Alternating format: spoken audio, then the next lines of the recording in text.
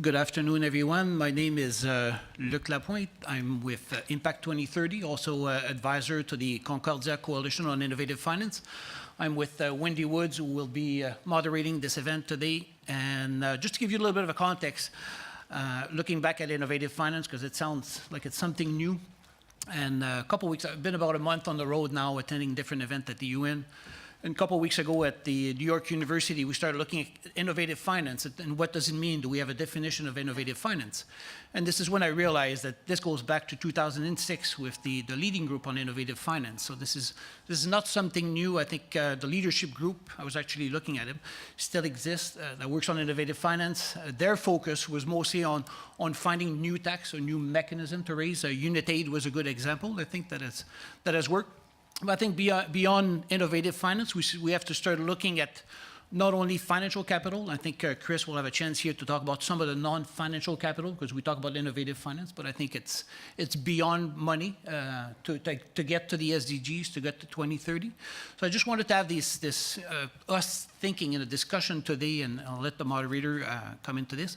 But I think some of the ideas is, what can we do together over the next 6 months, and what can we do over the next 3 years? But should we wait, like the MDGs, basically, where the leading group started 6 years into the MDGs and never actually managed to get all the money there. And now same thing, we're 3 years into the SDGs, I was speaking with Wendy, and we're still having discussion on how do we mobilize the 2.5 trillion or $3 trillion that we need to actually finance. So is the problem the financing gap? I don't think so. Is it the efficiency gap? I think that's another thing that we have to start looking. Do we have enough projects? There's always big discussion. We had this same event a couple months ago in Colombia with 42 individuals, and Alejandro will have a chance to speak about some of the things that are being done in Colombia. I think what I would like to see from all this table of experts, and I'd love to spend the hour and a half with each of you individually to understand everything that we're doing, but in the question of times, I think we would like to see how can we strategically work together and actually work on what the coalition wants to do with Concordia when it comes to innovative finance. So I'll give the words to Wendy. So thank you, Luc. As Luc said, I'm Wendy Woods. I'm with Boston Consulting Group. Very briefly, I think the needs are all very clear to all of us from the SDGs, and the funding requirements are all very clear. I think what sometimes gets obscured is that there is so much capital out there looking to fill and meet those needs. It was the New York Times that reported recently that the private investors are putting more than $1 trillion a year annually into the emerging markets, into corporates and government issues. Now, that's more than the $900 billion the World Bank has spent in its entire existence, right? So the funding is there. We know that the new bond offerings that are coming out, those quality bond offerings, the innovative ones from the World Bank, are oversubscribed by 2 to 5 times. So there's capital out there. It's hungry to be shaped and utilized to make a difference and make progress towards the SDGs. But yet somehow the brokering isn't happening. The projects don't always exist. There's partnerships that need to happen. And the really exciting thing I think about this forum is the diverse group that we've got around the table. And we want to really get to, Luc and I today, a conversation of what can change. All of your organizations are doing phenomenally interesting things and already really pushing the boundaries on the innovative finance. But how can this group push it even further? As Luc said, what can change quickly so that when we come back together, or some of us come back together next year, there's a different conversation. There's more progress. We're in a different position vis-a-vis the positive social impacts, environmental impacts that the capital that's around the table and the organizations that are on the table can contribute differently, can contribute further, and can do more than we're doing now. And we know there's a lot of opportunity and a lot of hunger, so really wanted to open the floor to the group around the room to hear from you on what can change, what can be done differently, and really start making some progress together. So I'll open the floor. We'll try to get everyone included in the conversation. A couple of housekeeping things. Apparently only a few of the mics can be on at the same time. So after you finish speaking, if you could turn yours off so we make room for someone else to join in the conversation. If you would like to make a comment, just turn your tent card up so that we can actually find you and follow the flow. So we're going to open the floor now. And I think I'll probably start with Joan, if you allow me, as a Canadian colleague. And Joan has done a lot of work. I keep on saying Convergence, but it's Convergence. I just can't say it right. But Joan has done such an incredible work on innovative finance and blended finance. So maybe you can tell us a little bit more. You know, how do I mean, this was a great partnership to start with, and now you're reaching the large amount. So if you can tell us a little bit more about Convergence and all these opportunities that are being created. Thank you, and hello, and waving the Canadian flag over here. What Convergence tries to do is, in essence, what we're trying to do in this room, which is pull a whole bunch of people who come from different parts of the equation together and try to get you to work together. So we are the global network for blended finance, and we produce deal flow and insights and data about where blended finance is happening.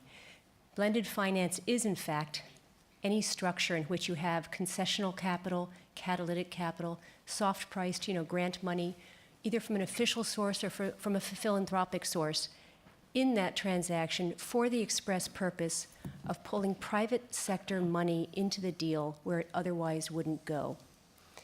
We've been in existence a couple years. We were created as the SDGs were launched, specifically to try to help more happen around the SDGs and faster. We realize blended finance is a patch for many, many problems such as regulatory regimes and policy issues and instability in investment environments. But we really think this is a great tool to get us part of the way toward the SDGs. And what we just released yesterday, in case you're interested, the State of Blended Finance 2018 report. It's on our website. The data we are seeing suggests that blended finance is not a niche. It's pretty big. We've captured about $100 billion worth of transactions, which is not yet in the trillions. We're not there, and we don't claim that this is a panacea. But a lot of the deals are happening in sub-Saharan Africa. A lot of the deals are happening in the financial institutions sector and in the renewables sector. We at Convergence, in addition to tracking, we also have a place where deals can be displayed for those who potentially might want to put grant resources or investment money to work. And we also have a grant program in which we're trying to introduce concepts to the market that ought to be out there that are not yet. And one of them is actually around this table. It's Women's World Banking. We've given them a small grant to help them get to market with a fund that will be using technical assistance money in a really smart way to capture how one measures impacts on women of what they're trying to do. So there's a lot out there to be done. What I would say is I'm very encouraged at the number of things happening and around at the composition around this table and the composition of our membership, which suggests that people really do want to work together, and there's a lot that can be done. Thank you. Mary Ellen, you were called out there. Can I ask you to jump in on the other side of that partnership? Sure. Thank you so much for the shout out, Joan. So Women's World Banking is next year going to be a 40-year-old nonprofit, but about 5 years ago, we really recognized that we could have so much deeper and broader impact by also being an investor in financial service providers in developing countries alongside the provision of technical assistance. And so we raised a $50 million equity fund. We've invested that fully. Our investment period ended earlier this year. 10 financial institutions globally. We've had one very successful IPO exit that we're delighted about. And when we started thinking about a second fund, we wanted to take some of the things that we'd learned about, when you ask banks to gender disaggregate data, what does it actually tell them about their portfolio? What does it tell them about the fact that women are better repayers, that women are their savers? When you see when you track gender at the staff level, management level, and governance level, is there an impact on the number of clients? And there is. And we were tracking that, I have to say, in a more haphazard way than perhaps we should have been. We're delighted to see that we've had, on average, a 47% increase in women clients by our investees from the moment at which we invested. But the grant from Convergence has allowed us to really sort of routinize that, or that's a terrible word, we'll have to think of another word, but to really make that a much more formal process. So we'll be doing an online assessment of all of our investees for the second fund, looking both at their internal diversity, but also how are they at all, or where should they be serving the women's market in their country, and then putting in place a whole monitoring and evaluation system against that. So it was just an invaluable contribution as we're now out marketing, and I'm not supposed to say very much more for SEC regulations about the marketing process, but it's just been invaluable to have that support from Convergence. And maybe I'll ask Catherine Howell from the UN to speak. A couple of weeks ago, we also had a very nice cocktails on the patio of the UN, talking about, how do we scale this up, right? And just before we came into the room and asking, what's the role of the UN, to not become eventually irrelevant. I don't know if they'll ever be irrelevant, but how do we change the UN? And Catherine comes from a banking background, so she's inside the UN now and trying to make that change. I think it's important that we look at all the partners here and the role of the UN in scaling up, or maybe being the conveners of getting all of us together and really scaling up the type of investment. So Catherine. Great, thank you. And it's a great privilege to be, I think, at this table and hear, I think, from the private sector. And I think that's one of the first lessons in terms of what the UN is doing.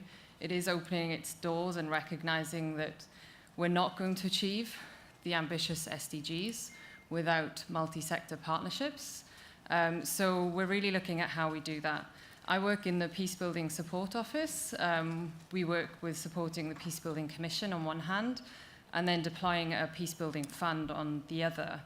We also work with our policy team as well. So just being part of this discussion, being able to sort of elevate the challenges that you face across civil society, across the private sector, and what donors can actually do, but to elevate that into the member states and to have a discussion in perhaps the Peacebuilding Commission about some of those challenges is certainly one role that we're looking to play, and how we convene around these challenges.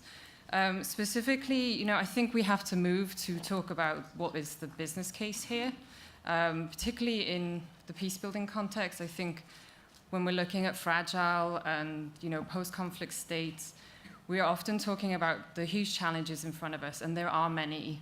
But there's huge business opportunity as well, and I think we've got to be able to move to articulate the opportunity and the challenges that we have. So just to sort of, put some context on that, one area we're looking at is in the space of blended finance. How can we use the fund of the peacebuilding fund in a more intelligent way? It's a catalytic fund, and it has a real role to play in that potential, technical assistance that's missing, in the efficiency gap that I've talked to Luke around. So we're looking at that. We're very excited to be working with a team in Colombia on something there. And that speaks again to some of the solutions. They need to absolutely be locally led. So how do we empower locally led solutions that incorporate women into the peacebuilding process as well? And then how do we take those and scale them? Another point just to make that I've been thinking a lot about is how do we define the problem? So if we think about the humanitarian response, it's often too slow, donors are too slow to mobilize. And I think financing has a really interesting role to play here, because if you think about an insurance product, potential to define an insurance product that could shorten the response time of humanitarian actors. If you could design an insurance product around conflict risk, you could arguably shorten the response time and think about mobilizing the private sector in that. And that's a business opportunity.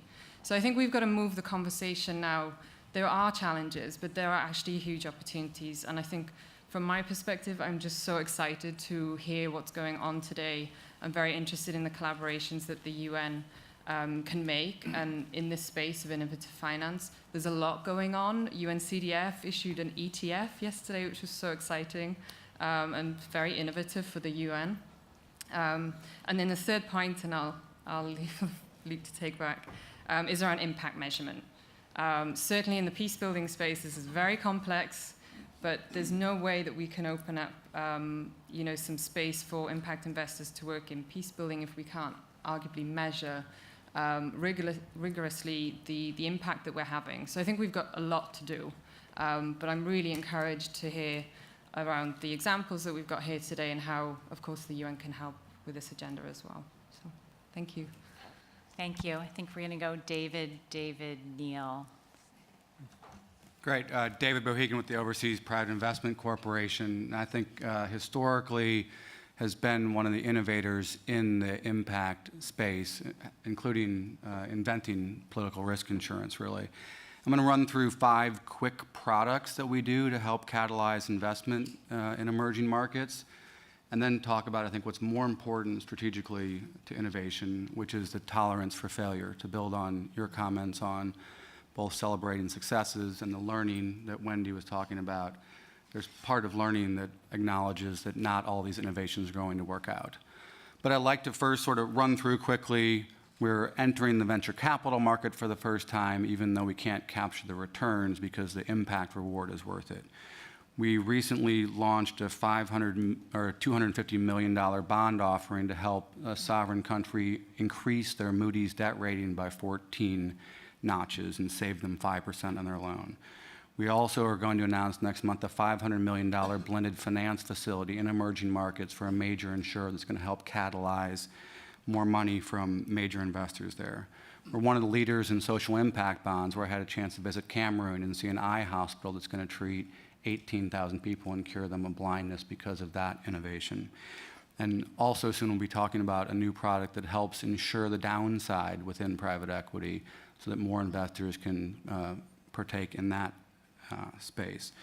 But what's more important than those individual products that I'd welcome talking to any of you about is ensuring that we all have space to fail. If we're sitting here a year from now, I don't expect every portfolio company or every one of those things to have been successful. And when we work with stakeholders, it's difficult for when one person can cherry pick or nitpick or anything in between about the deals that you do. So I think we need to, in order to have that innovative space, we need to have that failure space, right? Thomas Edison was asked once, you failed on 99 tries to invent the light bulb. And he said, no, I've learned 99 things that don't work. So we need to be willing to do that. And unless, failing shouldn't foil scaling. So I hope in a year from now, we're able to have a trusted conversation where we're saying, here's what worked, and just as importantly, here's what didn't. So hopefully we'll do that. Thank you. David Wilcox? So I'd like to suggest that one big thing that could happen is that we could find sustainable models for several of the problems that are currently viewed as being impossible. And the ability to put forward a sustainable model to a problem that currently is perceived impossible has power. It has power in a number of different ways. So let's start with an example of actual scale that we all talk about when we talk about scale. Everyone who knows scale is going to talk about HIV/AIDS and PEPFAR and the success that's happened over the past 3 years in that area. Ambassador Birx just announced, and I'm really speaking out of turn because she doesn't even know who I am, but she just announced movement of funding in that space from less than 20% to local indigenous organizations to 70% in local indigenous organizations. The accomplishment of that scale activity would represent something that would be so significant to the world. It would transform the way all philanthropy happens and the way all blending happens. So that's an example where we bringing forward sustainable models to a specific activity that is already considered scaled and taking it to the next level. Other end of the spectrum, we have a building full of global buyers. Those global buyers all tried to buy from models other than the Chinese mass manufacturing model, and they all failed. And so every one of those global buyers believes that's impossible. In Bangalore, Industry Foundation, Mission Creative Million, Neelam Cheeber, Social Entrepreneur of the Year for the entire country 5 years ago, is about to build a 1 million woman manufacturing network. 800,000 of those women will operate from their homes. Their products will be logistically brought to hubs, assembled into products. She's shipping $1 million a quarter right now to IKEA. She just put out very large shipments to H&M. Every global buyer could succeed at the thing they tried by supporting that million-woman network. And yet we're not effectively concentrating resources to make that happen. That needs to happen. She needs the $4 million, which we're currently going to do as a scale bond. So it's, if the social impact bond is the COLA, the scale bond is the uncola. You rip out all the randomized control study bullshit, pardon the expression, because these are proven models that are already scaled in one country. And you buy scale. The best way to buy impact is to buy scale. You just want to make sure to buy the right thing, the thing that actually has the impact. And if you can prove to Walmart and Target and every other buying organization in the world that they can actually buy at scale from women working in their homes, that will transform a few dozen countries in terms of their scaling up and not having to take the dirty jobs that are being offered to them in Africa, and they have no choice. I either take the job or I reject the job. There's no competitive alternative to that offer on the table right now. That work out of Bangalore at scale is the competitive alternative to that problem, which will overwhelm everything good environmental in Africa if you move those dirty jobs dirty. Neil, I know Mercy Corps has been looking at local, sustainable, scalable. Yeah, yes, but if you don't mind, I wanted to pick up on what Luke said, Catherine said, David said as well, because I think it's really, really important, at least where we sit from. The first is that, you know, the solution is way beyond the money that we can mobilize here. I want to remind us that, at least according to the estimates, conflict and violence cost the global economy more than $14 trillion a year. So the fastest way to mobilize resources would be if we could reduce conflict and violence around the world. Secondly, while the SDGs are universal, which is fantastic, there's a special challenge in fragile and conflict-affected states, as Catherine said. And the reason is, and I'm going to remind us, is that, you know, we all know if you look at 2030, 70+% of the world's extreme poor are going to live in a fragile state. The reason that hunger is increased by 200 million after going down for 10 straight years, but 200 million over the last few years is because of conflict. Poor health, poor education outcomes are all clustering in these states. So unless we can find a way to reduce, you know, so the way to progress, and I would say this to our friends at the Gates Foundation, it's every bit as important to find investments that contribute to stability and peace, as I know OPIC has done, as it is to have a new seed or a new agriculture technique. And I think it's really important in today's world to understand it. So I want to both applaud the UN. I don't do that all the time, but I want to get a good opportunity to applaud the UN, particularly in a peace building fund, because there is an ability to mobilize some risk, or some what OPIC is doing now would have been unheard of 10 years ago. The World Bank assembling funds to focus on, because I do think that is going to be the special challenge of us all, because unless we can turn around, and I know no one likes to be called a fragile state, unless we can turn around, invest in some of the last mile solutions that bring, you know, off-grid energy, that bring clean water, that bring access to health services in these more volatile and unstable environments, there's no hope in heck of achieving the aspirations of the SDGs. So I wanted to just affirm. Thank you. Michael, I know you come from a family office perspective. We've got a lot of diverse sources of flavors of capital in the room. I'd love to hear your perspective. Thank you, Wendy. It's a pleasure to be here. I'm Michael Greenwald with Tiedemann Advisors, and we're a multifamily office managing $19 billion in assets under advisement. $2 billion of that is impact investment. And we have taken a very thoughtful approach to this. We work with around 400 families across the country and some international. And when we're looking at impact investing, we look at the impact investor profile, and we look at the family's priorities. And we look at the impact investments, both public and private, that we could create a portfolio for a family or an individual that wants to be in a certain field. Then we take an impact diagnostic and we look at the impact strategy.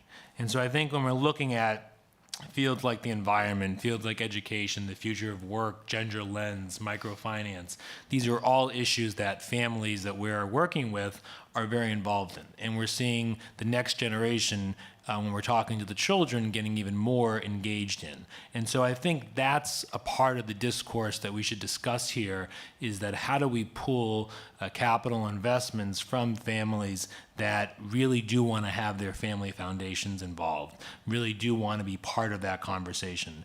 And I think what we're finding when we're talking with families is they want good data. They want accurate information. And I think what we do a lot in these forums is define and admire the problem. And I think the families that we work with really want accurate information that we can continue to update to really go at the source of it. And part of that is shareholder engagement. That is one thing that we do talk about with our families. And so I really look forward to having that discourse in ways we can bring that back to many of the families we work with. Thank you. Thank you. And I'm hoping we have time later so we can come back and talk about what you need from everyone else in this room beyond that data and that comparability and that transparency to actually move from that 2 of 19 to 10 of 19 next year. I think we're on to David Batstone. Thank you very much. You know, about 12 years ago, working as a private equity banker in Silicon Valley, I discovered that my local restaurant had over 400 women from India, from the area of Bangalore, brought into California for the purpose of forced labor, human trafficking. It's quite a shock, and so I began to investigate that, and it became a passion for me. And I did what many people in the business and finance community do when they see a problem like human trafficking or extreme poverty or global warming, is they open their heart and they shut down their brain. So I started an NGO and began to raise donations. I began to create a budget. And my partner and I, we looked at the budgets of all the anti-human trafficking agencies in the world. It was around $100 million was the aggregate of all their budgets. And after about 5 years of building shelters, creating services, we said, we don't, in the world of Silicon Valley, we look for capital, technology, and talent. In the NGO world, we look for donations, volunteers, and secondhand computers. So there's something wrong with that model. So make a long story short, we said, let's use our venture capital minds to address the problem. So we created a company, the first one. It's called Rebel, Roots, Extract, Bark, Berry, Leaves, Be a Rebel. It's a beverage. And it sources herbs and ingredients from the Amazon area. We really wanted to impact the Amazon area of Peru, and worked with the local native communities to create sustainable economic platforms in the way that we source. Very intentionally sourcing based on impact, not based on the cheapest ingredient you can find. And that beverage now is #1 health beverage in America. It's, ironically, it's a $100 million company.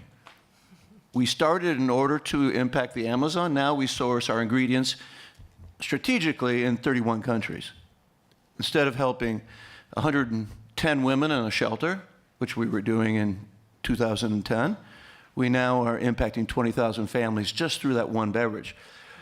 And we give money back to the communities through the selling of revenue sharing. So this year, that company will give $1 million back to Not for Sale, our NGO, to use in impact investment and strategy around infrastructure in those communities. So now we have created other companies. We have a shoe company called Z Shoes. We have a series of restaurants in Europe called Dignita. And I guess what I just want to say really quickly, it's not only just about making small micro investments or infrastructure investments, it's also baking into the very DNA of companies a mission.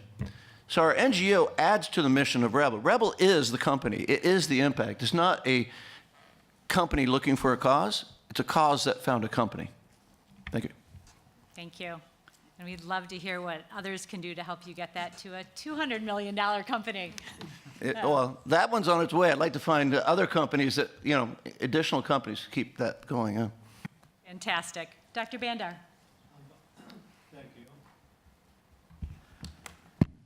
Thank you. with 131 months left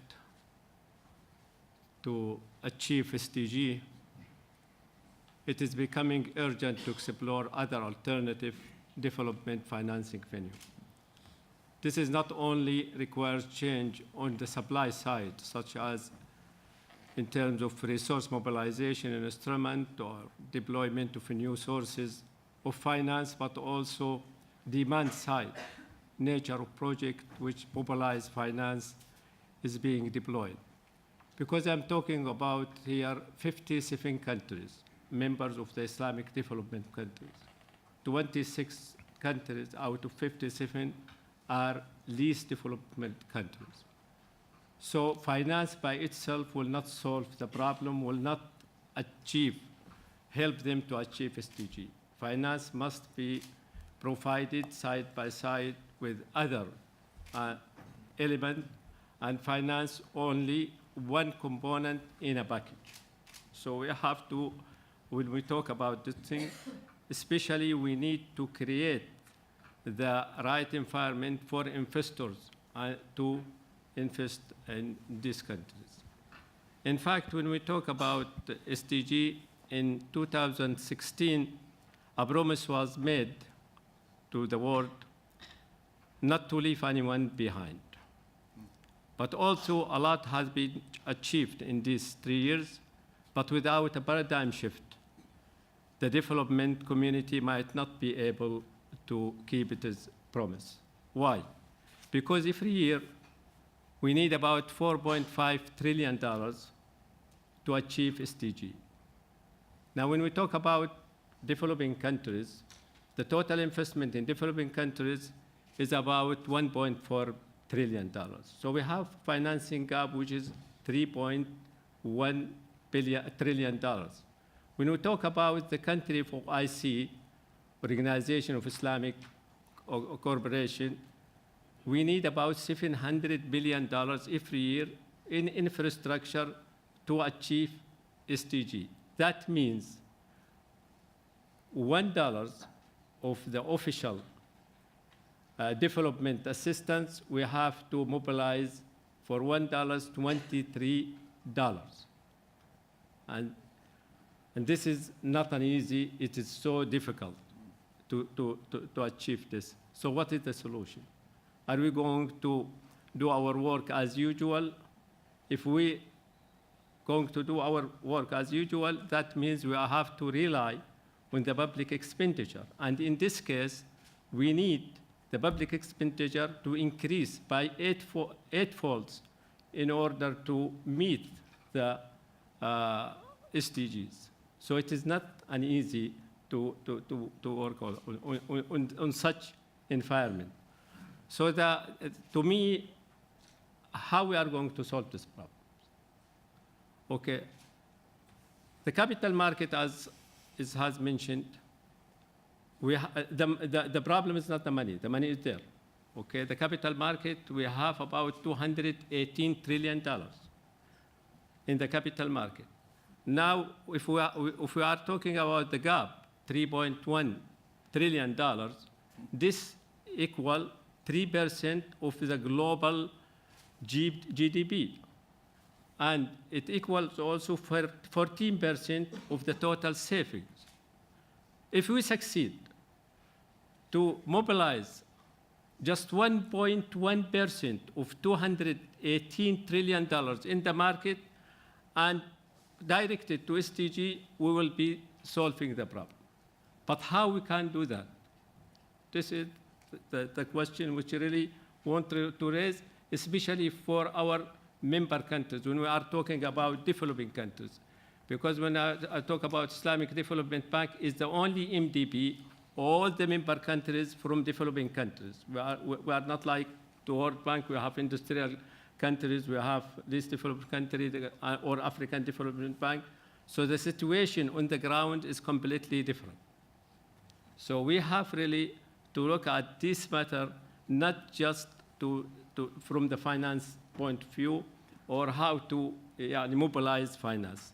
Okay, now, if we succeed to mobilize 1.1% from the capital market, we will be, and direct this towards SDG, we will solve the problem and close the gap. But how can we do that? It needs a lot of instrument to mitigate the risk. The problem is in these countries, the risk is high. And return, and the investor, they compare between risk and return. So in this case, it might be, we think about effective risk mitigation instruments such as to create a co-guarantee platform, for example, we think about this, or co-investment and blended finance, as some here mentioned. And the other thing is to help this country to improve the environment. Just 3 days ago, I was in Uzbekistan. I met with the president of Uzbekistan for 2 hours. He has an ambitious program, reform program. But he has 2 problems. First of all, the capacity building is not there. So if you want to rely on the consultant or the other, this is not sustainable. So it is not a matter of just finance. Finance, it is important, but it is not sufficient by itself, So we have to help such country how to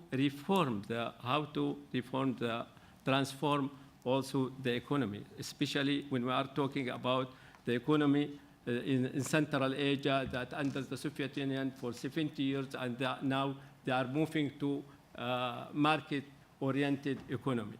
So they need more than finance. So I will leave it here, and later on probably we will talk about how we are going to mobilize 1.1% of the capital market to direct it towards SDGs. Thank you. We will work to come back and talk about how we can mobilize that Yes. 1.1%. I think we're going to head to Andreas. Thank you. I'd like just to endorse with what Dr. Hajar Yes. is saying on how to use impact investment as the catalyzer of this situation. And let me come with an example of social infrastructure in Latin America.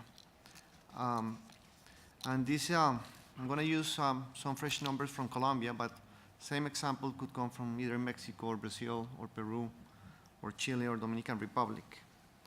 When we see the deficit to go to SDGs on every aspect in Latin America, we find immediately a lot of demand. Demand on housing with 3 million households without proper housing. Demand on health with 150,000 beds on deficit on the hospitals. Demand on education with kids that are only on average 3.7 hours a day in front of a teacher. And if you see the numbers in the rest of the Latin American countries are quite the same in terms of the gaps. So we say there is of course plenty of demand. So the question is there any supply to cover for that demand? And are we talking about situations in which the general public and the beneficiaries are not ready to support and to participate in these markets for housing, for education, or for healthcare? And I would say that, of course, there's a part of the population that need a big subsidy and they don't have the resources. But there's a lot of this group that actually could participate if they had the right instruments. And the instruments are not there. However, there's plenty of supply, as you were saying. There's money around. Only, just to continue with the numbers of Colombia, we have a local private pension fund system in excess of $150 billion. Out of all that money, 0 had been invested ever on social infrastructure. And it's institutional, local institutional money. So it's not only going for the financial markets across the board, it's even in the local markets in Mexico, in Brazil, in Dominican Republic, in all these countries that have already done an advance on the social security system, and they have private funds available that are not being invested. So I wonder why. Is there no business to be made on social impact? Is there no money? What I would think that is happening is that there is not enough innovation on how to move forward on that. Let me give you a couple of examples. Same country, just to finish with the example, but again, we can replicate in some other countries. On the past decade, since some of the local investment bankers have decided to participate and create the REIT market, which did not exist some years ago, we have been able to mobilize $10 billion into for-profit real estate on institutional investments. And the funds are starting to invest in for-profit real estate. Nobody has come with a product and innovation on what to do on social infrastructure. Not on jails, not on hospitals, not on housing, not on water, nothing. There's no market because there are no instruments for insurance on education. No wonder why we don't finance education on the financial system, which is less than 0.3% of the loans in the financial system. So the measurement of risk and the use of instruments to de-risk the situations are not there. We have in this country more than $180 billion invested on healthcare REITs. 0 in LATAM, and I would imagine 0 in Africa and some other countries. So there is a possibility to really mobilize a lot of the money that you're saying from the financial markets on public and private institutional investors that would be more than happy to do it with the right returns. We need to catalyze this situation. And I do believe that you don't need a lot of money. You need the minds around this table to think forward on the instruments and to prove that it can be done. Because when you do it, you unleash a market. And the market by itself will continue doing the right processes and products to mobilize money. And that can be done with a fund of $100 million that proves that you can successfully do a REIT on healthcare or on education assets in a country like Dominican Republic. If it works, you immediately will find 10 additional groups that would find a for-profit or a social impact project, and immediately you will create a new industry. That is not happening.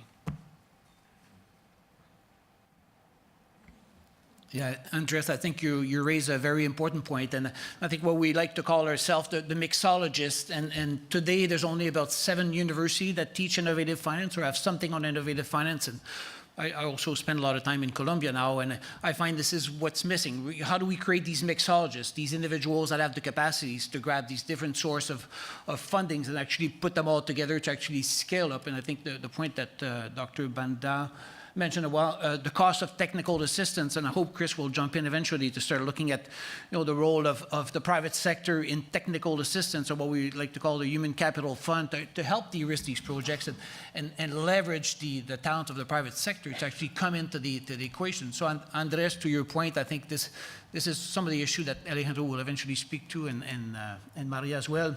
What's happening in Colombia with the coalition and the lack maybe of knowledge around how do we engage these large funds to come into play to do this social investment. So I'll go to Madame Mupotola.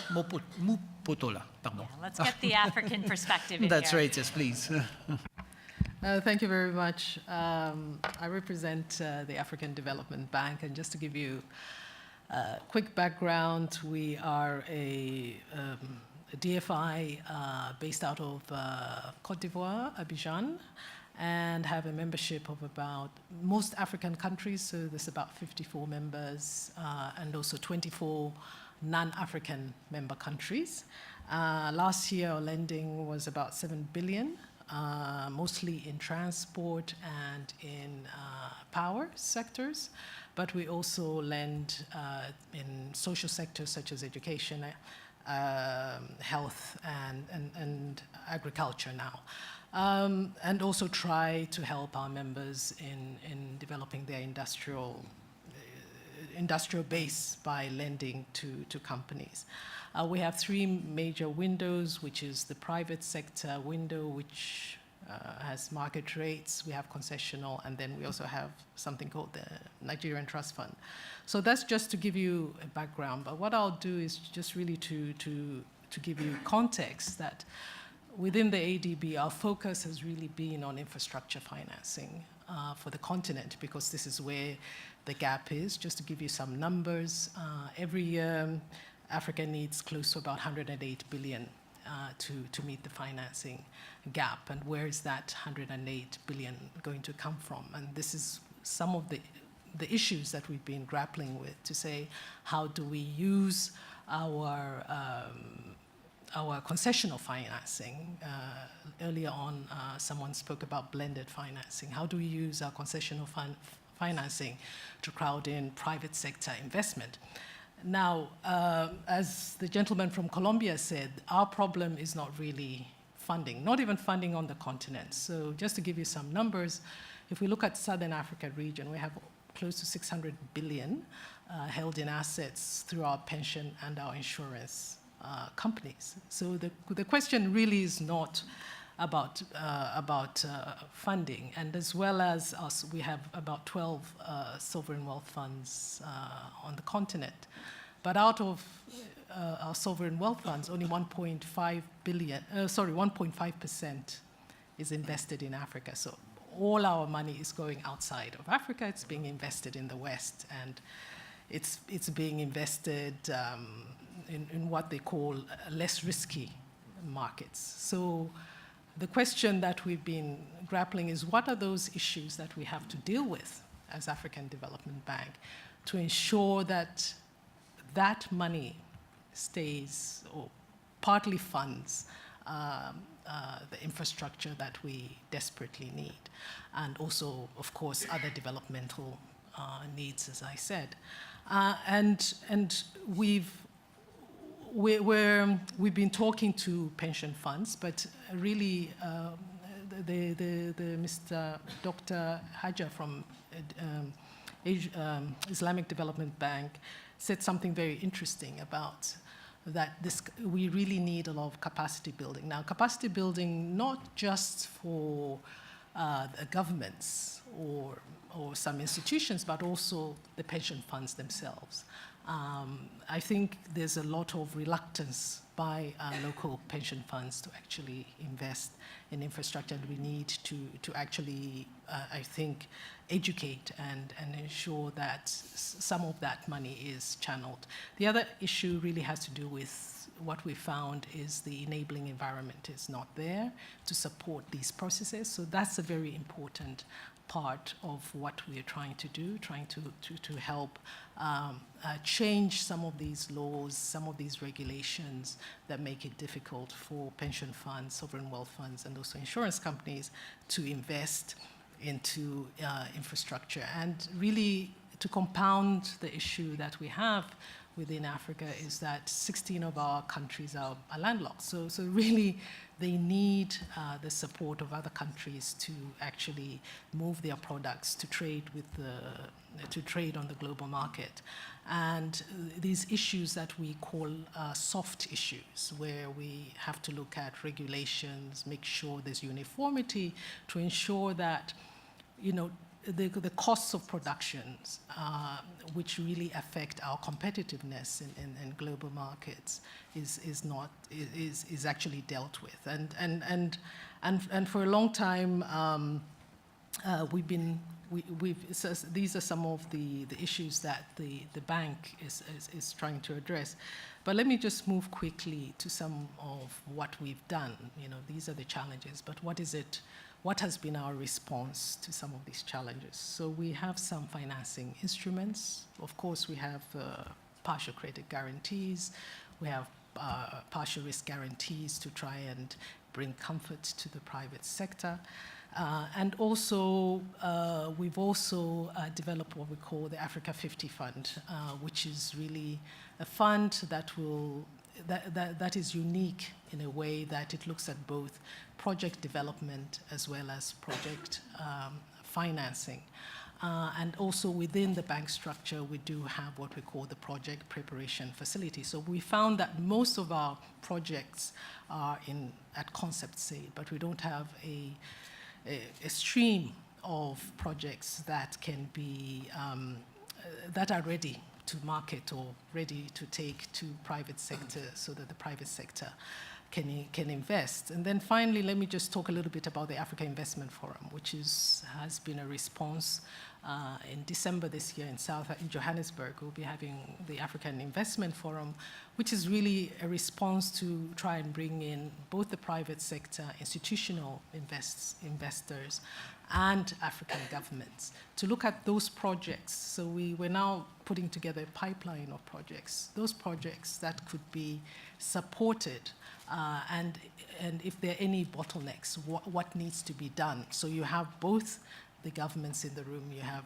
both the institutional and private sector investors to talk it out and to try and see how we can work one project at a time to try and get this additional funding that is required.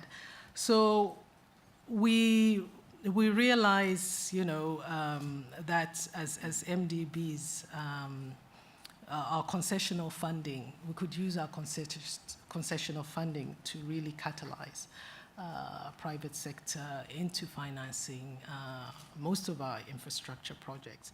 But at the same time, not just looking at infrastructure, I think what's also important as we talk about moving from millions to trillions is also looking at, investments in human capital, especially the social side, which I think was mentioned earlier, looking at issues related, as I can't emphasize more, governance, enabling environment, policy and regulatory areas. I think these are very important if we're going forward. But we look forward to being part of this discussion. And one of the things we really, really want to crack is to see how we can address some of these concerns that institutional investors and if they experiences from elsewhere would like to know about them as we try and develop this program. Thank you very much. Thank you. We're going to look to hear what others in the room can do to help MUNO keep more than 1.5% of those funds in Africa. Alejandro? Thank you. So I'm here probably to tell you a bit kind of a success story that Andres perfectly set the stage for. And it's about a success story about collaboration that's happening right now in Colombia. Colombia is going through a very exciting moment, right? After 60 years of conflict, we finally signed the peace.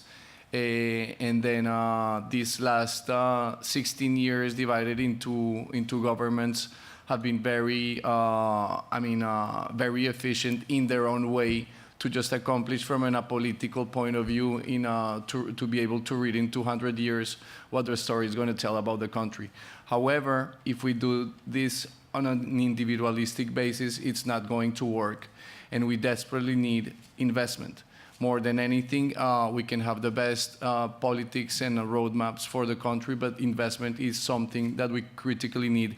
And what Andres was saying was completely spot on. And we have a fragmented ecosystem where really there are some funds out there in Colombia from an impact investing perspective that really have no more than $20 million. And we know that in order to receive investment from international institutional investors, the Morgan Stanleys, the TPGs, the Bains, you need a fund that with at least $50 to $100 million. That's not happening. That's not the current situation in Colombia, and that's not the current situation in Latin America. So we have projects, entrepreneurs that cannot receive $250,000 or $500,000, and they're saying there's no money, and the fragmented market is just saying there are no projects, when in reality there is no ecosystem. So in order to do this, what the coalition has been doing, and it's the power of collaboration that really can show that dynamizes the market, but it imprints agile responses to it. So we managed to set down the most influential organizations in the country, starting with Fundación Mario Santo Domingo, Fundación Corona, Bolívar da Vivienda, Grupo Semana, Fundación Semana. But let's not forget that the Colombia scenario is not the same as a scenario in Canada, as a scenario in a developed economy. After 60 years, one of the probably only success or the only positive things that happened in the country was that nature was protected, right, by the conflict. And that's why we included in the conversation and at the table environmental organizations. WWF is part of the table. WCS, Conservation International, the Nature Conservancy, Fondo Acción, for example. Those organizations are desperately needing to migrate from philanthropy into impact investing, and that's precisely what needs to happen in Colombia. They're looking for bankable projects, which is going to help bring from the bottom up pipeline of the projects where the coalition can focus as well. We cannot forget also frontier tech, blockchain, and digital assets. That's why Amber and Fifth Element Group are also part of the coalition. So in essence, it's a collaboration exercise. We're taking Andres' knowledge, Amber's expertise on frontier tech and digital assets, Convergence structure. Basically, what we saw is that Convergence has been doing an excellent work, and really how to detonate and catalyze that market. Well, really, sometimes you shouldn't look that far, and the wheel is invented. Really, we should not invent the wheel if it's already there. And what they're doing with the design funding is just phenomenal. It empowers economically connectors, because this is something we need to agree on as well, Amber. We were talking the other day. There are roles in society that sometimes is not a CFO, is not a CEO. There are connectors out there who can put a pipeline, a very efficient pipeline, and present a concept note, work together with a team, and put a vehicle from a blended finance perspective. So when you empower connectors so they can dedicate their lives, at least a year of their lives, to put together a dream that they've had for 10 years, then that's an opportunity to catalyze the market as well. So we're providing design funding, these open windows, quarterly windows, and we're going to do exactly the same as Convergence is doing. We're going to, once the concept notes are presented, in 3 weeks, we're going to decide who wins. It cannot happen that it takes 6 months to approve a concept note. This is completely unacceptable, frustrating for everybody, and that's just the end of the cycle, of the creative cycle. So in essence, we're applying that, the proof of concept as well that they're doing. I'm already speaking with your team, so thank you very much for all your insights. And something that we cannot forget, I already mentioned the conservation point of view. We cannot forget about arts and culture in our country, in a country that has had a tremendous impact by the conflict, and there is the need to invest in art and culture, which is investing in the future as well as in nature. And those two sectors are two sectors that need desperately blended finance incentives, because people do not see nature or art as investments. They see it as if they need to help, as philanthropy, as a donation, and that's really investing long term. So arts and culture can definitely kind of help on healing the conflict process in Colombia, and investing in nature can be the future. Also, just to answer to Andres' point, we're inviting all mutual at the coalition, so there's going to be a pension fund at the table, and we're also having UN and Catherine's stewardship as a guidance, and of course the best platform in the communication and media platform that there is in Colombia, which is Maria. So Alejandro is actually doing the bridge now to engage Maria. And a couple of weeks ago, I met with Maria the first time, and I was really moved by your words that maybe this is an historical moment in Colombia to actually bring all of these people together. And this is, I guess, what we're trying to do here today, is bring all of these minds together and access to fund. And Maria, maybe you can speak a few minutes. In the question of time, we only have 26 minutes remaining, and I want to hear from everybody at the table as much as possible, so we can keep it within the 2 or 3 minutes, so we can have a discussion at the end. And where do we go from here, right? I will. Thank you, Luke, and thank you for inviting me to this table. It excites me profoundly to listen to all of you speak of how can we come about making change. I run, and it pains me to say, one of the last independent media companies in Latin America. And it is very difficult because I truly believe that independent journalism is really the watchdog of democracy. A month ago, the last political magazine in the continent, aside from Semana, closed in Peru. It's named Caretas. In Chile, it happened the same thing 3 months ago with Que Pasa. And when we see these independent outlets start closing their doors and start shutting their voices, we are at our knees with the single narrative dilemma. We need more narratives in Latin America. We need more narratives in the developed world and in the developing world, sorry.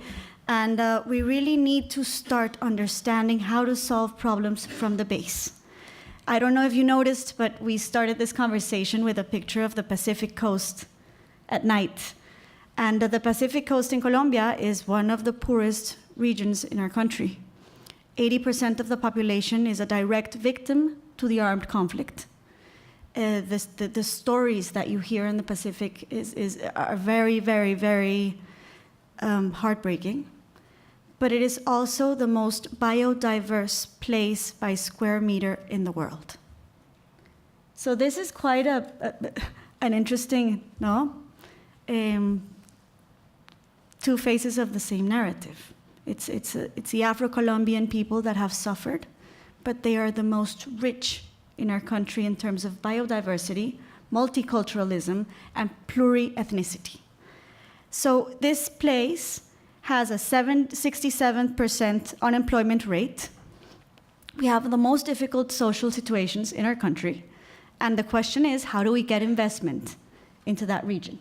How can we foster entrepreneurship? How can we make it possible for these men and women that are invisible heroes, that have resilience, that have lived through one of the most difficult situations in our country's history? How can we make entrepreneurship happen?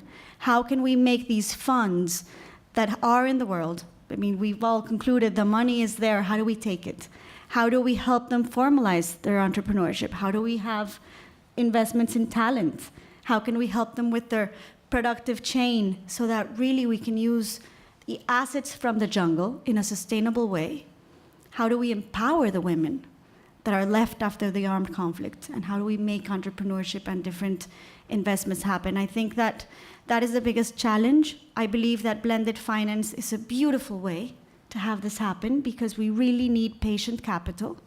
We need capital that is able to wait, to understand the local dynamic, to be able to change itself. And then you come in with the venture capital and you really make billions and trillions for development. So I am truly excited. I believe that we can, if we sit together and discuss, we should also sit together to work and to work in our developing world. And I'm thrilled to meet you. Thank you. No, thank you, Maria. And I'm glad you pointed to the screen. I was asked by Anne to actually mention that during the conversation, the screen will be showing some investment taking place and the importance of mapping. So I'm glad you mentioned the screen because I totally forgot about this. So now I think we're moving on to Manuel.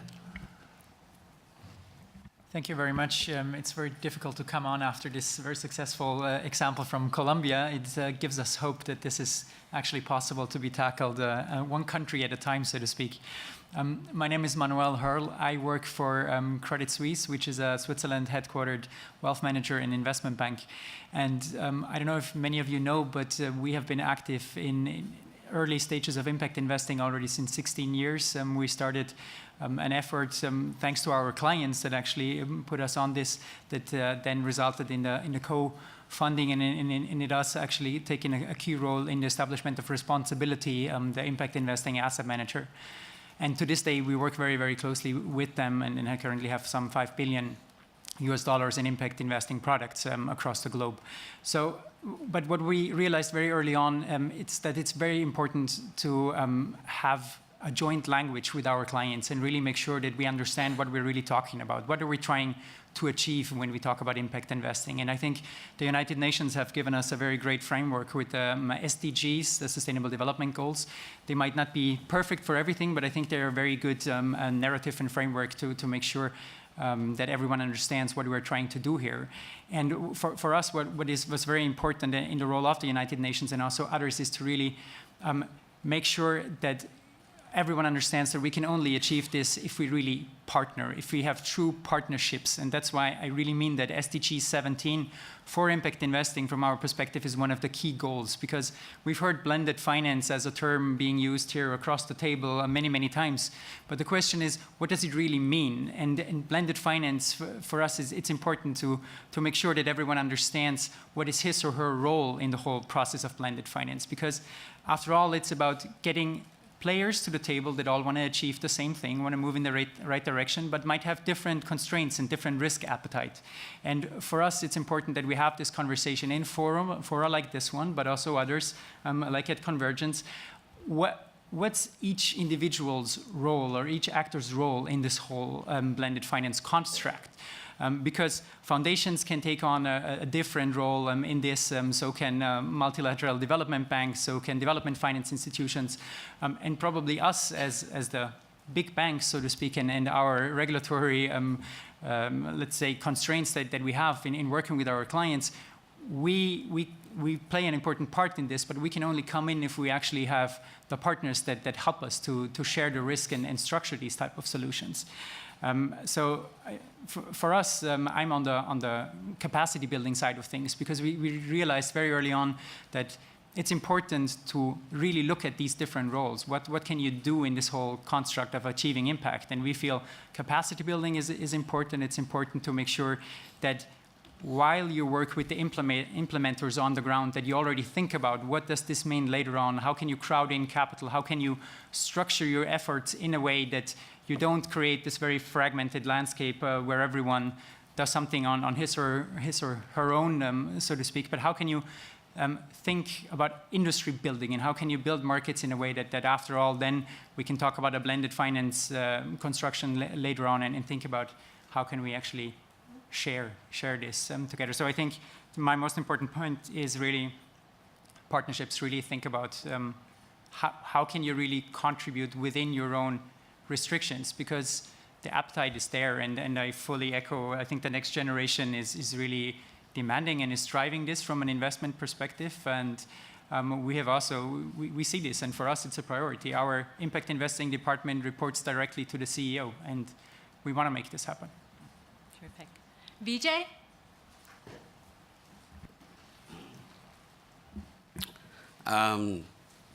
I hail from the Far East. We basically, I left California to go out to Hong Kong at the time that the Silicon Valley was just coming up, and a time when China needed aid and is now in a position of giving aid all over the world. I'd just like to, for us, we began an e-commerce company out of Hong Kong in '98, and in the last 20 years, we have grown to where we have some 18 million customers scattered over 180 countries.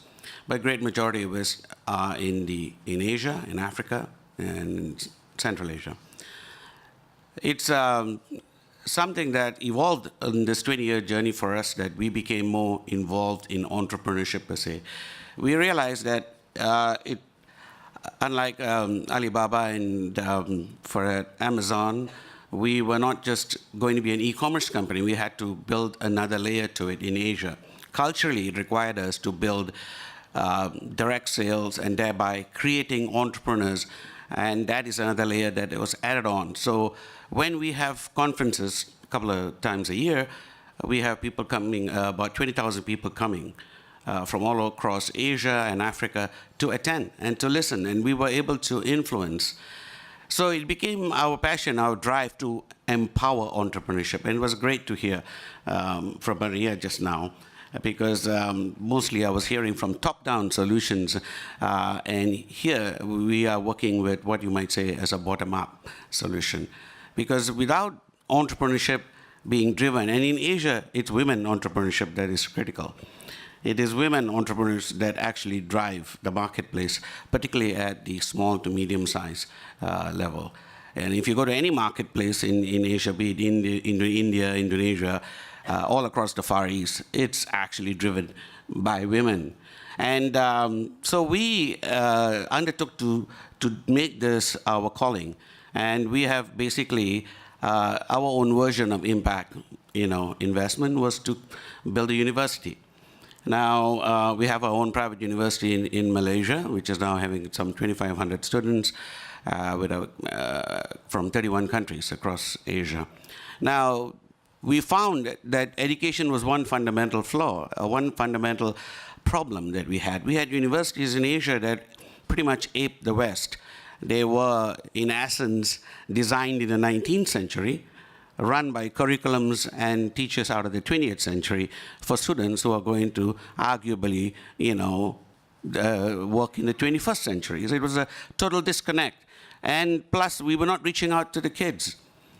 By the time they actually finished their curriculum, it was already defunct. So in effect, we had to continue. Education became one of our drives, both online as well as through the university. And we decided that we had to create a different narrative, if you like. And it has been fortunate that we have been able to reach out and change so many lives in terms of inspiring them to stand up and create their own businesses, because entrepreneurship cannot really be taught. If that were the case, then a lot of the university professors would be going around in their private jets. Entrepreneurship, as you would see in the top 10 richest people in the world, a great majority have never even finished college. So what is it that makes an entrepreneur an entrepreneur? And it's a drive, it's a determination, it's a daring, a lot of things that need to come together. And as I also echo Dr. Hajar, finance cannot close this job. It cannot complete the exercise, so to speak. It has to be, finance chases entrepreneurs. So, if we're going to change the mindset of these people, that's really something that we have to apply our minds to. In Asia, we have just within 3 regions, India, China, and ASEAN, one half of the world. That's one half of the planet within these 3 areas. India, Indonesia, and China and Indonesia make up a great majority of that. ASEAN, where I hail from, is the fastest growing middle class in the world. And there's good reason for this happening. It is a lot to do with the disruption that's happening over there, in the fact that the ecosystem, the chemistry, it is the meeting place of the world. China has gone to Africa when Africa has been investing outside, so to speak, in their own way. And China has, through its Silk and Belt Road initiative, actually done a tremendous amount by creating infrastructure where there was none. And in the creation of this infrastructure, commerce has flowed. It has happened. Now, whatever their political reasons for doing so apart, it has created an impact in the region, in Asia and Africa. And it is there to stay. Now, China has its own, motives in doing things, but that's something that's, we have to discuss on a different forum. But in this particular forum, insofar as economics and commerce is concerned, women entrepreneurs, which is a huge, untapped resource, need to be awoken. And there must be a way to be able to do that, and that should be by itself a UN enterprise. Thank you, Vijay. We're going to try and squeeze 7 more speakers in who need at least a first chance to talk. So if we've got the order right, we're going to go Jonathan, Christina, John, Amber, Chris, Kif, and Max. So Jonathan, you're up. We've got about 2 minutes a speaker at most. It's a tall order. I'll be quick. Jonathan Nash, Millennium Challenge Corporation. For those of you who don't know, MCC, we're an innovative U.S. foreign assistance agency. We work with poor but well-governed countries around the world. We provide large-scale grants, anywhere from $100 million to $700 million, to support various economic growth projects. We have a single mandate: reduce poverty through catalyzing private sector-led economic growth. So blended finance and impact investing has really kind of been in our DNA since the very beginning. And I think Manuel's point about roles is an important one, particularly for those who are on the kind of investment side or providing grants. And I think, for us, there are two roles that I see that could be helpful in this fora. We do fund large-scale infrastructure, roads, ports, things like that. But we also provide a lot of what I would call risk capital, or this patient capital that you talked about, where we try to buy down the risk for the private sector or investors who want to come into new and emerging markets, whether that's viability gap financing or funding proof of concept type investments. We want to try to bring the innovation from the private sector, bring the innovation that larger investors are interested in. So we do want to do that, and in particular because we have grant financing, we can be a little riskier at times with that. We're also looking at working with others like OPIC and using our grant financing to provide first loss guarantees to try to really bring down that risk, so it does bring in and crowd in the private sector. But secondly, more importantly, perhaps, Munu touched on this earlier, and a number of us around the table do this, but we're working government to government. So we're oftentimes working with our government partners to improve the investment climate, to improve the enabling environment, and whether that's technical assistance on how to enter into fair public-private partnerships with the private sector, or helping to set up or restructure, for example, some of these utilities so that they become more creditworthy and creditworthy off-takers and can enter into partnerships with the private sector, provide more power, more reliable, more affordable power. Those are the things that we work on, different policy reforms. But what's important for us working at that place with these governments is to hear directly from the private sector, to hear directly from you all what needs to change in the enabling environment and in the policy and regulatory environment in order to catalyze additional follow-on investment, or really to reduce the risk for you all to invest. So I guess that's a challenge for us. It's a challenge for you all. Is just how do we keep this dialogue going so that we find out exactly what it is you need, and we can work with our country partners to put those measures in place. Thanks. Thank you. Christina? Thanks very much. Try and be brief. So I will give you a little bit of background. FAIRE is a French endowment fund for action and innovation by refugee entrepreneurs. And our founder is himself a successful entrepreneur. He created the largest renewable energy company in Thailand. He's also a proponent of democracy, and in 2014 was forced to flee the country with the arrival of the military junta. So Nopon Supipat, or Nick, as he calls himself, arrived in Paris, took a flight. He had 24 hours to leave, and he ended up in Paris. And he has received the political refugee status. And as he is creating his second life in France, he was looking at ways that he could give back to the community. And FAIRE was born. FAIRE the goal is to support refugee entrepreneurs. And I'm going to follow up on something that Vijay said, in the sense that entrepreneurs, and in particular, some of the largest, most successful companies, have been started by refugee entrepreneurs. Refugees and entrepreneurs share many of the same qualities: drive, determination. I'm going to say the same things. Willingness to take risk. And a lot of the refugee entrepreneurs that we work with say, well, we've already lost everything, so what else have we got to lose? So as an endowment fund, we're looking at this from a philanthropy perspective. And to try and summarize things, I don't have a term for this. I'm going to call it blended parameters instead of blended finance. And I think something that we need to look at as a funder and as funders that work with charities, let's stop categorizing people. There are some things that we can be doing. Charities are on the ground working at the grassroots level. They often have a lot of the solutions. And yet, we're not giving them operational funding. We're not funding overhead. No one would invest in a business that doesn't invest in its infrastructure, that doesn't invest in its staff. So why are we donating to charities without looking at the impacts, without giving them the tools they need to be the most impactful in their missions? And isn't that super important when Your mission is working on the very basic human rights aspects, solving poverty, solving healthcare, all of these things. So let's fund overhead. Let's work together.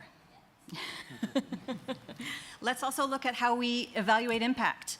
Traditional funding, whether it be government, whether it be a lot of foundations, tend to look at, it's a numbers game. So you said you were going to spend the money on this, and that was going to be 300 people were going to have access to language classes. Did 300 people have access to language? Fabulous. But why don't we take a look at, did they actually learn something from those language classes? Are they actually able to go to an interview? Are they actually able to write a CV? Those are the real impacts that we should be looking at. So let's change the parameters of how we are investing our philanthropic dollars, or euros, as the case may be. Also want to look at blurred lines between structures. You know, today, it's socially acceptable. In fact, it's almost the norm, or something that we expect, companies to include social impacts in their bottom line. It's part of the profit structure, triple bottom line. Charities today are becoming a little more innovative, and since the refugee crisis kind of came to a head in France, there have been several new charities that have seen the light of day, and the great majority of them, probably close to 90%, are all working on developing business models. Business models based on the capacities that they have, on the skill set that they're bringing to the table, and they're looking to build these new corporate entities to become self-sustaining and to become self-financing. And yet, as a funder, we're not allowed in France to fund that because it's a business. We're allowed to invest our endowment in hedge funds, but we're not allowed to invest our endowment in social businesses. So that too needs to change. We need to look at how we can blur the lines to allow us to become more impactful as we work together.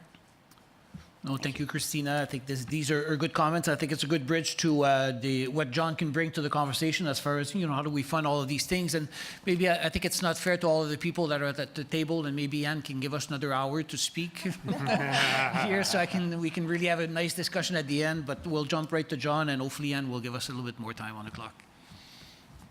No, thank you for the opportunity to speak and to be part of what is now the lightning round. By background, I'm representing the Impact Capital Forum.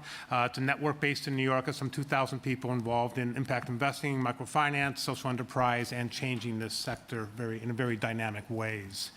By day, I work as a consultant currently with IFAD, International Fund for Agricultural Development, to support the development or updating their private sector strategy. What's really interesting is 4 or 5 years ago, or close to 4 years ago, when the SDGs were being developed on the heels of the MDGs, it was a very awkward dialogue just across the street or down the way there. In the UN, when private sector came to the room and walking in the halls, that the people in the UN had no framework of dialogue to talk to private sector. And that has changed considerably in the past 4 years. It's quite remarkable to see the level of dialogue, the openness of the UN to private sector walking into the halls, that private sector has now viewed the UN as a catalytic agency in many different ways. And part of it is just not just the UN Global Compact that used to be one limiting engagement element of the UN structure, but more importantly, each UN agency, or many of them now, have private sector strategies or dusting them off. UN Environmental Program, Catherine's work on peacekeeping, Food and Agricultural Organization, UNDP, and the UN Capital Development Fund, all examples of private sector engagement and leverage that's going on. And just a final couple comments. One, on capital markets, there's $23 trillion now invested through economic, social, and governance, or environmental, social, and governance investing, which is your 10% of capital markets investing for good in some way, shape, or form, not yet directly in the impact space. We see $228 billion being invested in impact investing. This is a doubling of over the previous couple of years, and that will continue to grow.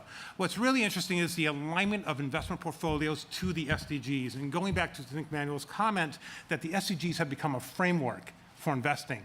And at the early stages, 5 years ago, the people sitting across, again, across the way there could not have imagined, I don't think, that that would be occurring. And that we are, still now it's 11, going on about 11 and some odd years away from 2030. And yes, the clock is ticking, tick-tock. But this money is beginning to line up, and it's beginning to be activated in many different and dynamic ways. And so it's forums like this that make all this catalytic and energized. So thank you for the convening and the opportunity. Thank you. We're going to try and get 4 more people in, as you well named it, this lightning round of about 2 minutes left. So Amber, Chris, Kif, Max. Yes, hi, thank you. And thank you so much for telling me who I actually am, a mixologist. So I've been in blended finance for about 18 years. And now I learned that our company, I'm one of the co-founding principals of Fifth Element Group, which clearly is a mixologist company. Also one of the co-founding principals and the CEO of Fifth Element Fund. And we're a hybrid company. So the company is dedicated to leveraging the tools of blockchain and digital assets into impact and sustainable investing, meaning taking proven structures and elevating what these structures can do in creating and delivering capital in ways that was prior impossible. On our other arm, on the Fifth Element Fund, we have a donor-advised fund that serves as a de-risking vehicle to de-risk in mainstream moonshots, very, very large-scale solutions in alignment with the SDGs, because of course you need a blend of that risk capital, as well as a blend of the human capital, the knowledge capital, and all of the key ingredients for that cocktail that's going to deliver the SDGs. We'll just keep going with that one. Really quickly, there are 3 possibilities that came to me listening to the extraordinary people in this room and seeing the perfect visual of perhaps who we are, right? We could be a solution circle right here. And the 3 possibilities that came to me, one is more on the relensing. So we keep hearing about the cost of the SDGs, and yet the business opportunity alone, in addition to, of course, the social opportunity, is arguably the single greatest opportunity of our lifetime from a market perspective. And there is a tremendous opportunity to calculate the market value of delivering the SDGs, which vastly eclipses even the highest estimation of the cost. So to flip that around so that we're creating a pull effect of the market opportunity that the SDGs represent, instead of just the cost. And then from that, you can see where each of the groups around this table and many others fulfill the little pieces of the puzzle, just like you see with the SDG image. A second possibility is to do a reverse design. So reverse design from the SDGs, what are some of the largest lever points and some very large-scale blended finance vehicles that could deliver some of those lever points? Perhaps this is an entire country we've been exploring with Nigeria, right, to deliver, bringing in impact investing, blockchain, et cetera, to actually flip the whole to make the impossible possible, to your point, David. Last is I'll offer a possibility. We are collaborating with Alejandro and a large set of other players, put together an SDG Finance Brain Trust, and we're bringing together an SDG United Bond. So it's a bond-like structure.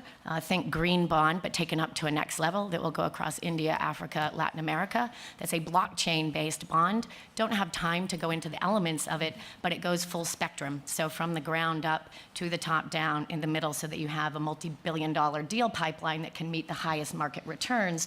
And yet, because of the structuring, you're able to integrate much more distributed SMEs and others on the ground. Thank you, Amber. And I think the key words are from summit to solution. So this is just the beginning, and we will engage every partner, and we'll make an announcement. But I know Chris strategically wanted to be one of the last ones to speak here, and go ahead. He did better. So with Impact 2030, I represent about 70 companies that are dedicated to mobilizing their global workforce to achieve the Sustainable Development Goals. These are some of the largest, most well-known brands in the world, about 8 million people. And what we want to do is, in Colombia in particular, bring that human capital, combine it with financial capital across, I can't remember how many 100 communities in Colombia, with both local volunteering and international volunteering, using expertise in audit, tax, what have you, to actually de-risk financial investments. This is one of the most practical ways to get access to markets for companies, but also to their employees. and to generate a sense of belonging and meaning in the workplace. So they're very, very eager to do this. There are a whole bunch of projects out there that we are going to be plugging into over the next few years, working with Luke on that, with the Government of Colombia as well. So very excited to be a part of this discussion and to see how we can blend that human capital with financial capital to make a difference over the next 10 years. No, thank you very much, Chris, and we'll go right to Kif. Thank you. Thank you. Just cut me off if I go over 2 minutes, okay? Good. No, I'm okay with that. Just want to thank everybody. This conversation took a turn for the excitement for me as we started to get more into entrepreneurship. And I'm excited by all the efforts that I'm hearing about investing in that area that the large capital is kind of getting caught up on reaching. Half of the U.S. sort of booming by standard measures economy right now is driven by small business. I understand from the African Development Bank that Africa is going to be 80 to 90% driven by small business, meaning jobs and GDP. So this notion of going faster that you mentioned, accelerating, I think is key. Now, I work at Winrock International. We are sort of a sub to USAID, which is a very unsexy way to describe what we do. We're actually much cooler than that, but for the purposes here, we implement work around the world, about 50 countries.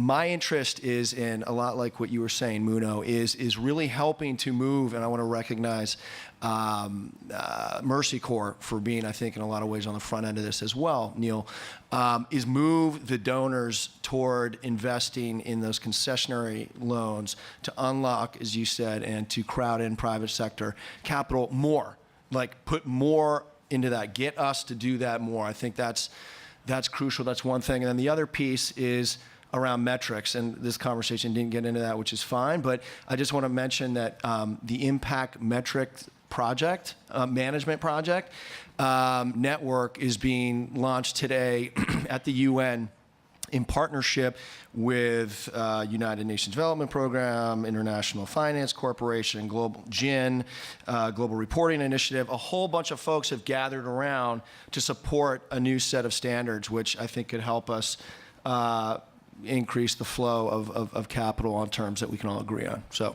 thank you very much. Thank you, and Max. Thank you, and thank you for waiting for me as well. We are yet another Colombian company, actually. We are a nonprofit that is specialized in designing results-based financing instruments for the social and public sector. We're perhaps best known for our work in impact bonds. We did one of the first impact bonds in a developing country with the Educate Girls Impact Bond in India. We also recently launched our first social impact bond, which is an impact bond in which the government is the outcome payer and investors provide the upfront funding in Colombia with a workforce development program for vulnerable populations. A lot of them were affected by or displaced by the conflict. I wanted to echo something that I've heard a few people say around here, which is really that the issue of getting private money into international development is really not about a lack of private capital, right? But it's a problem that comes to a lack of investable development projects. And why am I so confident in saying that is that in every impact bond or every project that we have done where we had impact investors involved, the moment we finished the project and it was a well-designed project, we always found impact investors immediately. Right? So the question is, why do we do not have these investable projects? And I think this is not a very popular message, but one of our biggest problems in international development is that we actually do not have the financial incentive structures for organizations to get to results. Right? And so I think what is really important in this discussion, and it's also in the title of this panel, is that we have to think about impact and how to get to impact. And I'm not going to open that whole thing up. That would mean we'd have to stay many more minutes. But I think what's important, if you think about getting private capital in, is thinking about how do we change the development finance system so that actually NGOs can focus on getting to impact, focus on whether they're delivering impact instead of focusing on reporting to donors or telling great narratives, right? I think the second thing that we have to do is translate social impact to financial results and to financial returns so we get private investors in. And to go from, I think what we've done so far is a lot of demonstration projects, right, with impact bonds, and now the question is how do we take this to scale? And I'd just like to highlight two different steps and two different things that are happening right now in line with what was being asked of us to talk about things that we can do within the next few months. So we're taking this to scale now with actually two different parallel streams. One is working with government. And in government, there is a need to also get to results even without private investors. And actually, MCC is a very big partner of us there. For instance, we have projects right now working with utilities in Sierra Leone, or also with the workforce development ministries in Morocco.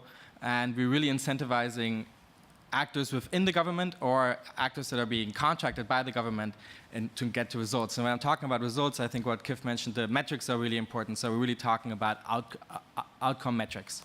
The second thing that we're working on right now are outcomes funds, which are really an evolution of impact bonds. So impact bonds were small one-off transactions. Outcomes funds will bundle the funds from many different donors and tie them to a specific outcome in a specific sector. So let's say we're working on a poverty graduation outcomes fund right now for Africa. So the outcome that we're interested in is increasing the income of ultra-poor populations. And that is what providers will be paid for. So we actually have a market in which providers are competing to deliver results. And the upfront financing will come from private investors. So there's, this is actually quite incredible to us. We've been talking for outcomes funds for years. We did our first pilot last year.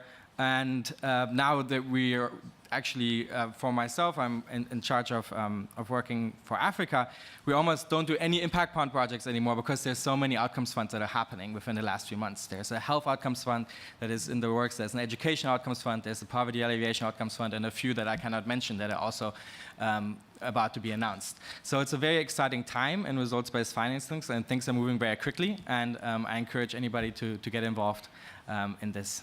Thank you. I'm going to do a very quick thank you for the diverse conversation and the tangible opportunities for progress, for partnership that all of you were highlighted. I actually want to just turn to Hannah to close and talk about her announcement for Concordia. Thank you. And as a Concordia staff, I actually get to control that clock, so we can roll it another hour. But I do know that everyone else has full programming and that we only have 130 months to achieve the SDGs, so I will be quick. Concordia is taking conversations like this and actors like yourselves and others in the room and chiming in to try to drive things forward. We thrive in the fragmented ecosystem that was discussed earlier, and we work very comfortably in a joint language area, trying to bring together public, private, civil society, and academia towards solutions.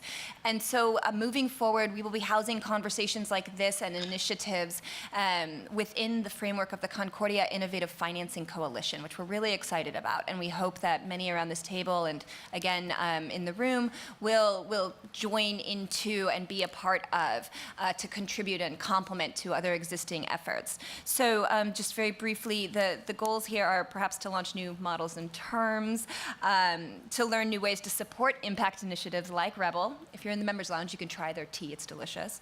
To find new ways to get accurate information to investors, whether they're family investors or major institutions and the traditional partners. But importantly, it's also to bring in new partnerships and to tap into all the different levers that are out there. And whether it's companies or individuals, it's really connecting the dots between the finance that's there, the projects that are bankable, and the results that are needed. So we hope that you'll all be a part of this moving forward.